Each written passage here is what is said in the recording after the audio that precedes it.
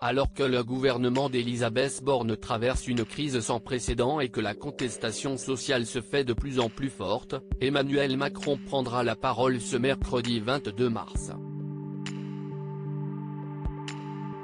Le président de la République répondra aux questions de Marie-Sophie Lacaro et Juliane Bugier. L'utilisation du 49.3 pour faire adopter la réforme des retraites a mis en colère les Français.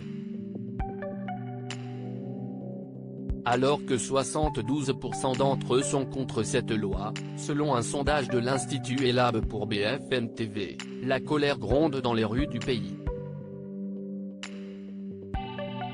Ce lundi 20 mars marquait d'ailleurs un jour décisif puisque les députés devaient voter ou non les deux motions de censure, déposées respectivement par le groupe centriste du LIO et le Rassemblement national. C'est surtout la première qui avait des chances d'aboutir et cela s'est finalement joué à seulement 9 voix. Alors que 287 votes étaient nécessaires, celle-ci n'a été signée que par 278 élus, ce qui a de facto entraîné l'adoption de la réforme des retraites. Même si la première ministre Elisabeth Borne, qui a engagé sa responsabilité, n'a donc pas l'obligation de démissionner, cela fragilise considérablement la présidence d'Emmanuel Macron.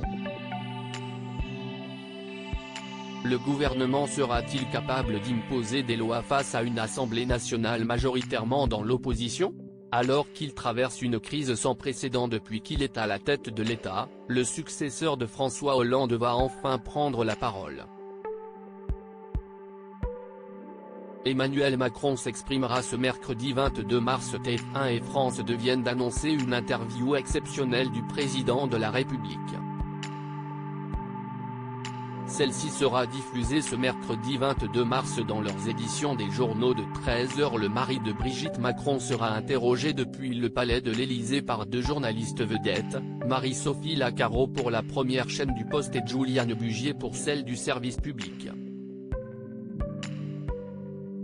C'est la première fois qu'Emmanuel Macron accorde une interview depuis octobre dernier, où il avait été reçu dans l'événement, l'émission politique de France 2.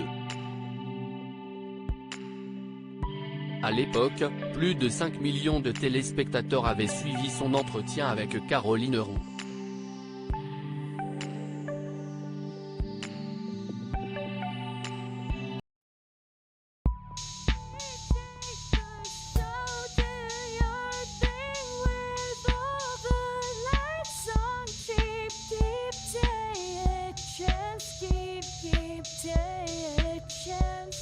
You can just keep